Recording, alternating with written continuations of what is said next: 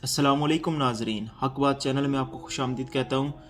Video शुरू करने से पहले एक रिक्वेस्ट है कि वीडियो को लाइक करें और चैनल को ज़रूर सब्सक्राइब करें, हमारे साथ जुड़ें ताकि हम अपनी इस प्लेटफॉर्म से आपको बहुत सी इंफॉर्मेशनल वीडियो दे सकें और ज़्यादा। तो अजीब सी बात है कि पहला वज़ीर आला था जिसने बिना किसी झिझक के इस्तीफ़ा दे दिया और अपनी कुर्सी को छोड़ दिया। यानी ये कहें कि उस्मान बुज़दार साहब ने कुर्सी को छोड़ दिया, लेकिन कुर्सी उस्मान बुज़दार साहब को नहीं छोड़ रही।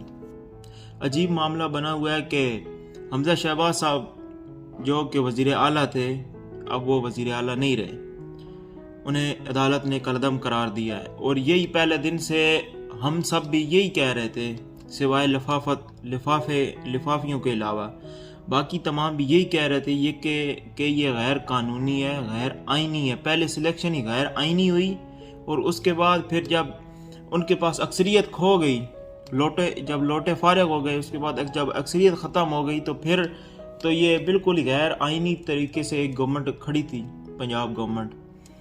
अब जो वफाक में बैठे हैं, जो आइन के पासदार और ये सारा कुछ ये हमें बातें सुना रहे थे, इस हुकूमत को सुना रहे थे या पूरी कौम को सुना रहे थे कि इमरान खान ने तोड़ दिया है, आइन तोड़ दिया है, आइन शिकन है, ये वो। इन्होंने तो गैर आइनी तरीके से पंजाब के अंदर इलेक्शन भी करवाया और फिर एक गैर आइनी तरीके से इन्होंने पंजाब के अंदर अपना वज़ीर आला अभी तक बिठाई रखा, हमज़ा शहबाज की सूरत में, जिसके पास ना अददी अक्सरियत थी और ना ही वो किसी इखलाकी मेयार पे पूरा उतरा। अभी उसको अदालत ने कलअदम उसका करार दिया है, तो ज़ाहिर है फिर वापस कौन बहाल होगा? उस्मान बुज़दार साहब भी बहाल होंगे, जबकि गवर्नर ने ये कह दिया था कि इसने इस्तीफ़ा जो दिया वो वज़ीर आज़म के नाम का दिया। हालांकि जो वज़ीर आला ने इस्तीफ़ा देना होता है वो देना होता है गवर्नर के नाम इस्तीफ़ा देना होता है। तो वो पहला एक पॉइंट था, इसकी वजह से उस्मान बुज़दार कभी इस्तीफ़ा दिया ही नहीं उन्होंने, उनका मंजूर ही नहीं हो सका। और दूसरा, अभी भी वो वज़ीर आला ही हैं, कुर्सी की जंग चल रही है और पंजाब की भी बुरी हालत है। हालांकि बुज़दार के दौर में ऐसा बिल्कुल नहीं था, जितना कहा जाता है कि बैड गवर्नेंस थी, इतनी बैड गवर्नेंस नहीं थी, सही साथ चल रहा था। लेकिन अभी इनके आते तो बिल्कुल बेड़ा गर्क कर दिया इन्होंने। एक कुर्सी के पीछे इन्होंने पूरे को पूरा सूबा, इतना बड़ा सूबा जो है, दाव पे लगाया हुआ है। अब हम तो यही कहेंगे कि ये इन पे वफाक पे जितने ये लोग बैठे हैं जिन्होंने ये कानून तोड़ा है, आइन शिकन है, इनके ऊपर कार्रवाई करें ना। एक पूरे सूबे को मफलूज करके इन्होंने रख दिया, एक गैर आइनी पूरे को पूरा वज़ीर आला बिठा दिया है और अब इन्होंने कानून नहीं तोड़ा। अब इन्होंने कोई कानून नहीं तोड़ा, ये तो आइन के पासदार हैं। अभी अदालतों को ये सोचना चाहिए कि जिन्होंने ये सब कुछ किया उनको सज़ा दें, और जिन्होंने इससे पहले कानून तोड़ा उनको भी सज़ा दें, सबको सज़ा दें, ताकि आवाम को पता चले। एक कहता है कि मैं ठीक हूँ, एक कहता है मैं ठीक हूँ, एक कहता है सब कुछ मैं कानून का रखवाला हूँ, मैं आइन का पासदार हूँ, दूसरा कहता है कि मैं हूँ। कोई एक तो गलत होगा उनमें से, ज़रूरी नहीं कि सारे ठीक हों, दोनों में से एक बात तो किसी एक की गलत होगी और कोई एक कसूरवार होगा। सज़ा दें आवाम को।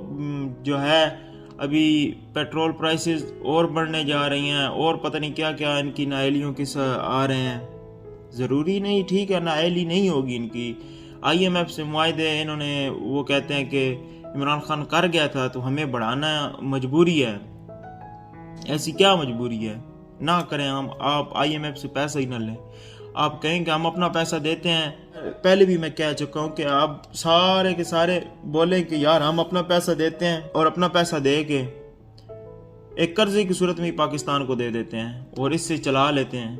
और अगर आपने वाकई इंफ्रास्ट्रक्चर ठीक करना है मुल्क का, इकानमी का, तो ठीक करें और सारे मिल के बैठें, बजाय इसके कि आप इमरान खान को लान तान करते रहें और पूरा दिन उस पर ही सिर्फ बातें करते रहें। कभी कोई वीडियो लेके आ जाएं, कभी कोई ऑडियो लेके आ जाएं। एक अजीब किस्म की, गंदी किस्म की आपने सियासत बनाई हुई है। कभी आप ऑडियोज़ ले आते हैं, कभी आप वीडियोज़ ले आते हैं, तो ब्लैकमेलिंग किस्म की आपने सियासत बनाई हुई है। कुछ ऐसा करें कि मुल्क को फ़ायदा हो। जब आवाम देखेगी तो खुद इमरान खान साहब का जो है वो नैरेटिव ख़त्म हो जाएगा और आपको आवाम पसंद करेगी। और अदालतों से यही है कि जजेस जो है ना वो नहीं देखते। अभी चीफ इलेक्शन कमिश्नर ने जो हुक्म दिया था कि 4 खसूसी नशिस्तों पे जो पीटीआई के मेंबरान सिलेक्ट होना था, उनका ज़मीनी इलेक्शन से क्या लेना देना था, लेकिन उसको उसके साथ कर दिया। फिर ये लिफाफी कहते हैं कि चीफ इलेक्शन कमिश्नर तो इमरान खान का खुद का लगाया हुआ है, खुद का ही लगाया हुआ है बाबा, लेकिन साथ में अपोजिशन की इसकी राय शामिल थी। फिर अपोजिशन की अगर राय इसके साथ शामिल थी इमरान खान के इलेक्शन कमिश्नर लगाने पे, तो क्या सिर्फ इमरान खान नहीं लगाया था? यानी कि उधर से भी रिकमेंडेशन आई, इधर से भी रिकमेंडेशन आई, और फिर एक दरमियान में जो बैठा हुआ था उसने दोनों की रिकमेंडेशन को मिला जुला के एक ऐसा बंदा तीसरी पार्टी ने पेश किया कि आप इसको लगाएं, और वो बंदा उनके कंट्रोल में था। और कोई भी ऐसी बात नहीं है, इमरान खान साहब कहते हैं कि हर फैसला वो हमारे खिलाफ करता है, और ज़्यादातर यही है कि 75% जो फैसले आ रहे हैं वो पीटीआई गवर्नमेंट, वो अपनी गवर्नमेंट में होते हुए अपने खिलाफ उनके खिलाफ फैसले आ रहे थे। तो सोच लें कि या तो वो बहुत ज़्यादा आज़ाद किस्म का अदारा था जो बिल्कुल ये एक तरफ ही चला गया था कि जो इस वक्त हुकूमत कर रही है उसको रगड़ा दें, या फिर वो किसी के कहने पे ये कर रहा था। यही सब कुछ हो सकता है। बुज़दार तो कुर्सी को छोड़ता है, लेकिन कुर्सी बुज़दार को नहीं छोड़ रही। और इंशाल्लाह अगली वीडियो में मिलेंगे। चैनल को सब्सक्राइब करें, इस वीडियो को लाइक करें। अल्लाह हाफिज़।